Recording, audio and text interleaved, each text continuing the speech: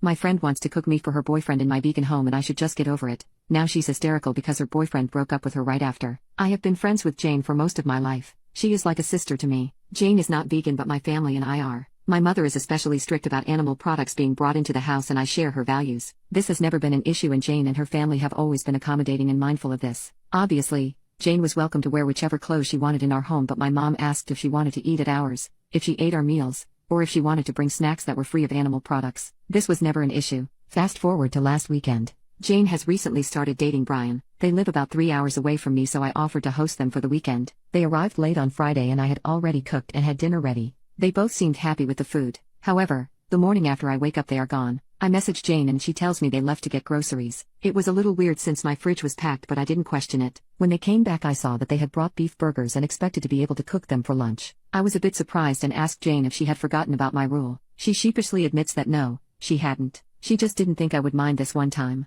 Brian is one big question mark. I thought about dropping it but it made me uncomfortable. She went behind my back and put me in an awkward position with her new partner. Not just because I didn't like the food myself. I pulled her aside and told her as much and she begged me to drop it. She hadn't told Brian about my boundaries on this because they are embarrassing. I reiterated that the boundaries were still in place and kindly asked her not to cook the food in my home. I offered to go out and get plant-based burgers instead but she doubled down and called me a weirdo and stuck up. This was a shock to me because never in my 20+ years of knowing her has she ever mentioned this being an issue and to be honest her words hurt. I told her to please pack her stuff and leave. She stormed off and told Brian they were leaving. She later texted me calling me an asshole for embarrassing her. Brian, bless his heart, had absolutely no idea about what was going on. I don't blame him for bringing the food into my house but Jane should have known better. I feel bad about the fight. I know my rules are not conventional and likely feel strange and inconvenient to those who have different dietary requirements. With that said, no one is forced to stay at my house and my boundaries are clear. I don't know if I should have dropped this or not. Update: I host dinner parties for friends and family on the regular. My guests know to expect fully vegan meals. I'm a rather good cook though I say so myself and take pride in my dishes. I regularly do full Indian dinners, Mediterranean,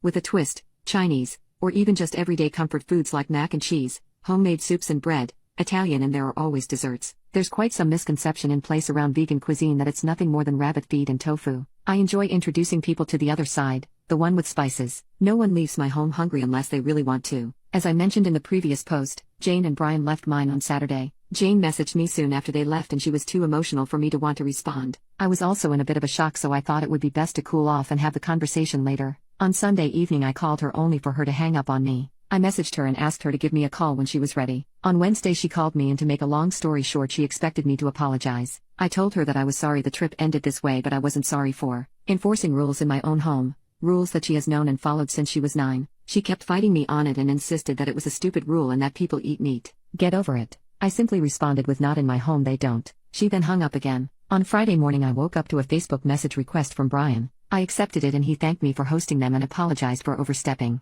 I assured him that he did nothing wrong and that if Jane hadn't told him there was no way for him to know. As a side note, I cooked spaghetti bolognese for them on Friday and apparently, he didn't even realize it wasn't vegan. Perhaps I should have told him it was but according to Jane, he had no allergies so I just cooked and served. They both enjoyed the meal. Afterward, we had sorbet and black coffee, and no comments there either. Brian then told me that she had indeed told him. Side note in case this is confusing, Brian didn't respond with this information until after I had posted my first post. He works long hours and we wrapped up our Friday chat last night when he had time to chat. The morning after I slept and they woke up before me and helped themselves to breakfast in my downstairs kitchen. He had asked for milk in his coffee and she told him I only had oat. That sparked a conversation and she told him I'm vegan. According to him, he didn't mind. He then suggested that they go out and shop for lunch and cook for us. During that shopping trip, he suggested burgers and Jane said it was fine. They got beef and got me plant-based sausages. Once they arrived at mine and he saw how uncomfortable I was he realized that Jane hadn't been honest, hence him looking like a walking question mark. I can only imagine how uncomfortable he must have felt standing like this in someone else's home with nowhere else to go and no real rapport with the homeowner.